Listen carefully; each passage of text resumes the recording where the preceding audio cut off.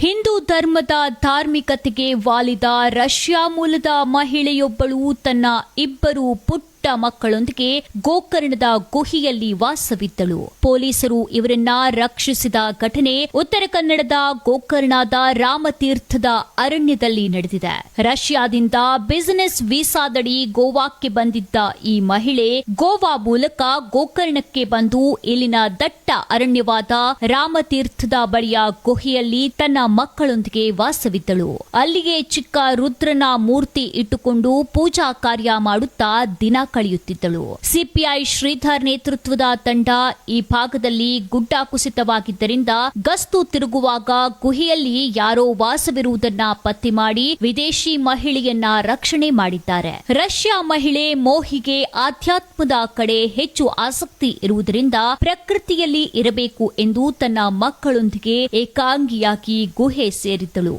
ಗುಡ್ಡ ಕುಸಿತವಾಗಿರುವ ರಾಮತೀರ್ಥ ಗುಡ್ಡದ ಗುಹೆಯಲ್ಲಿ ತಮ್ಮ ಪುಟ್ಟ ಮಕ್ಕಳೊಂದಿಗೆ ಕತ್ತಲಲ್ಲೇ ಬದುಕು ಕಳೆಯುತ್ತಿದ್ದಳು.